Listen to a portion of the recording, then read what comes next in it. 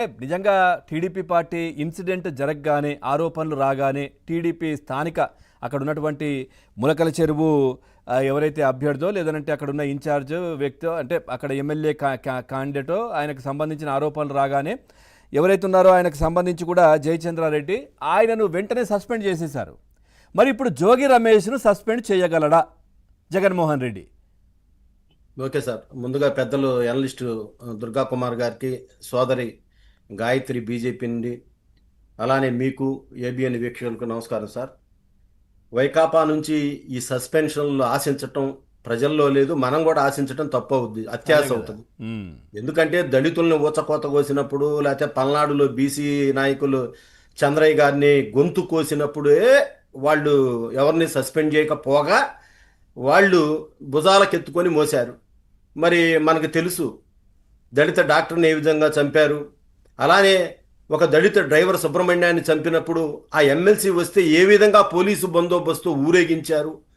ఇలాంటి సంఘటనలు చూసినప్పుడు అప్పుడు మనం అనుకున్నాం, ప్రజాస్వామ్యంలో ఉన్నామా, ఎక్కడున్నాం మనం, అసలు ఏ దేశ విదేశాల్లో కూడా ఇట్లా జరగదే, ఏంటి ఇట్లా జరుగుతుందని చెప్పి ప్రజాస్వామ్యవాదులు, ప్రజలు, ప్రతిపక్షాలు అందరూ కూడా చాలా బాధపడిన సంఘటన. దాని ఫలితమే జగన్మోహన్ రెడ్డికి ప్రతిపక్ష హోదా రాలేదు. అయితే ఇవాళ ఈ సంబంధించినటువంటి మాజీ మంత్రి జోగి రమేష్ ఎలియాస్, ఈయన రోగి రమేష్ అంటారు, రోత రమేష్ అంటారు, ఇన్ని పేర్లు ఉన్నటువంటి ఇతను ఎంత అగ్లీగా మాట్లాడతాడంటే ఇక మనం ఆడాళ్ళు అయితే మహిళలు అయితే టీవీ కట్టేసుకొని వెళ్ళిపోయే పరిస్థితి. ఇవాళ వాళ్ళ శ్రీమతి గారు పాపం మొసల కన్నీరు గారుస్తుంటే చాలా గమ్మత్తుగా ఉంది. ఏమమ్మా నీ భర్తను తీసుకెళ్ళి ఏం చేశారు? ఏమన్నా రఘురామకృష్ణరాజులాగా జగన్మోహన్ రెడ్డి ఎముకలు ఇరిగేటట్టు కొట్టించాడు ఎంపీని. ఏమన్నా మీ భర్తను అట్లా చేశాడా చంద్రబాబు నాయుడు గారు? ఇవాళ పక్కా సాక్ష్యాలు దొరికినాయి, మనీ ట్రయల్ దొరికింది. సార్ మధ్యలో వస్తున్నాను, చంద్రబాబు నాయుడు గారు లాగా అర్ధరాత్రి ఆయనను ఏ విధంగా తీసుకెళ్లారో ఇబ్బంది పెట్టి చూసాం, ఎట్లాంటి వారెంట్ లేకుండా. అట్లా ఏమైనా తీసుకెళ్లారా? కాదు కదా, 3 గంటల సమయం ఇచ్చారు, పూర్తి సమయం ఇచ్చారు.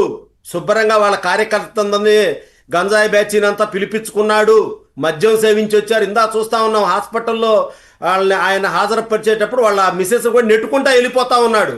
అతను ఎవడు తాగినోడు, అది బాగా హైలైట్ అయ్యి వస్తా ఉంది. ఇప్పుడు ఆ గంజాయి బ్యాచ్ని, ఈ తాగుబోతు బ్యాచ్ని అందరినీ పోగేసి ఇవాళ తానేదో సత్యశీలుడిని నిరూపించుకోవటానికి అన్నీ దొరికి. మొదట ఏమన్నాడు, ఇందాక కుమార్ గారు చెప్పినట్టుగా ఎవడూ స్పందించక ముందే ఏదో ఊళ్ళో పెళ్లి కుక్కలాడావుడు అన్నట్టుగా, ఓ అసలు ఇది మాకు సంబంధం లేదు, ఇది అట్టా, నేను లై డిటెక్టర్ పరీక్షకు వస్తాను, ఇది అని మాట్లాడాడు. ఇవాళ నువ్వు ఏ విధంగా దొరికావు, నీ రాజకీయ జీవితం గత చరిత్ర ఏంటి అసలు? ఇసుక, బుసుక, అగ్రిగోల్డ్, నువ్వు పెడలలో 40 ఎకరాలు జగనన్న లేఅవుట్ కాలనీ పేరుతో ఒక్కొక్క ఎకరానికి వచ్చేసి 5 లక్షల చొప్పున 40 కోట్లు వసూలు చేశావు. ఈ స్కాములు మొత్తం ఉన్నాయి నీకు. ఒక నియోజకవర్గం కాదు, పెడన, మైలవరం, పెనమలూరు, ఈ 3 నియోజకవర్గాల్లో నువ్వు రాజారెడ్డి రాజ్యాంగం నడిపించి మీ పార్టీ ఎమ్మెల్యేలు సైతం కూడా నిన్ను చీకొట్టారు. అసలు ఇవాళ నువ్వు కులం గురించి మాట్లాడుతున్నావు, బీసీని అరెస్ట్ చేశారని చెప్పి. మీ బీసీల దగ్గర విద్యుత్ శాఖలో షిఫ్ట్ ఆపరేటర్ల కోసం 10 లక్షలు వసూలు చేసావు నువ్వు ఇవాళ కులం గురించి మాట్లాడుతూ ఉన్నావు. ఏంటి కులం గురించి జగన్ మాట్లాడేది? ఆ రోజు అచ్చెన్నాయుడు గారు బీసీ కాదా? అయ్యన్న పాత్రుడు గారు బీసీ కులం కాదా?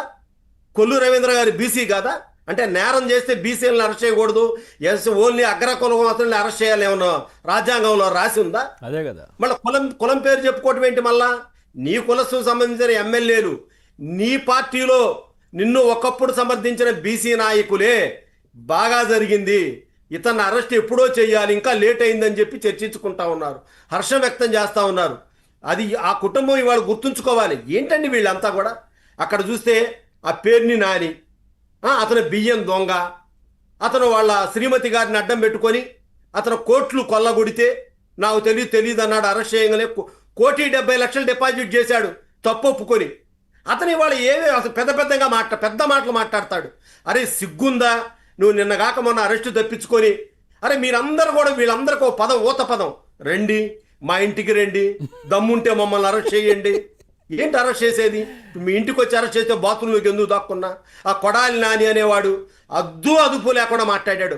పవన్ కళ్యాణ్ గారిని కానివ్వండి, చంద్రబాబు నాయుడు గారిని కానివ్వండి, చివరికి వెంకయ్య నాయుడు గారిని కూడా ఆ నాయుడు ఈ నాయుడు ఒకటే అని చెప్పి ఎంత విచ్చలవిడిగా మాట్లాడారు ఈ ఆకు రౌడీలు. మేము ఆ రోజే చెప్పాం, వంశీని కానీ నానిని కానీ పొట్టి నాని పొడుగు నాని వీళ్ళంతా ఆకు రౌడీలు.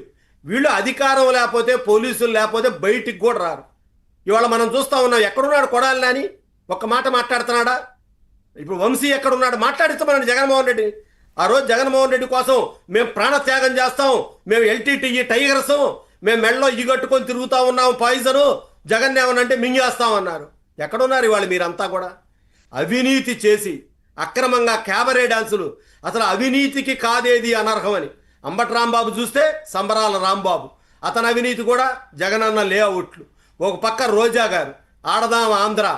అసలు వీళ్ళు చంద్రబాబు నాయుడు గారు, పవన్ కళ్యాణ్ గారు, లోకేష్ గారు, బీజేపీ మా కూటమి పెద్దలంతా ఈ ఉన్న 5 సంవత్సరాలు అభివృద్ధి మీద కాన్సన్ట్రేషన్ చేస్తున్నారు కానీ వీళ్ళ క్రిమినల్స్ మీద, గత చరిత్ర మీద, వీళ్ళు చేసిన 5 సంవత్సరాల అవినీతి మీద పూర్తి స్థాయి కాన్సన్ట్రేట్ చేస్తే మొత్తం 150 మంది ఎమ్మెల్యేలు లోపల ఉంటారు. వీళ్ళకి జైళ్లు సరిపోవు, కొత్తగా జైళ్లు కట్టాలి వీళ్ళ కోసం. మా గుంటూరు జిల్లానే వినుకొండ మాజీ ఎమ్మెల్యే ఉన్నాడు, అతను ఒక రోగ్గు. బ్రహ్మనాయుడు, అంబటి రాంబాబు, వీళ్ళంతా ఎక్కడికి పోతారు సార్? మా వాళ్ళంతా కూడా ఏదో కక్ష సాధింపు చర్య అంటారు అని భయపడటమే తప్ప ఇప్పుడు కూడా డైవర్షన్ పాలిటిక్స్ అనేది జగన్మోహన్ రెడ్డి మాట్లాడుతున్నారు సార్. దానికి మీ కామెంట్స్ ఏంటి? ఇవాళ అసలు జోగి రమేష్ చరిత్ర ఏంటంటే శ్రీనివాస్ గారు ఇప్పుడు కూడా డైవర్షన్ పాలిటిక్స్ అనేదో కామెంట్ చేస్తున్నారు జగన్మోహన్ రెడ్డి గారు కావచ్చు, ఆ పార్టీ వాళ్ళందరూ కూడా. దానికి ఏం చెప్తారు మీరు? ఏమని సార్, ఏమని? ఇదంతా డైవర్షన్ పాలిటిక్స్, ఇదంతా డైవర్ట్ చేస్తున్నారు, అక్కడ ఏదో ఇన్సిడెంట్ జరిగింది దాన్ని డైవర్ట్ చేయడానికి.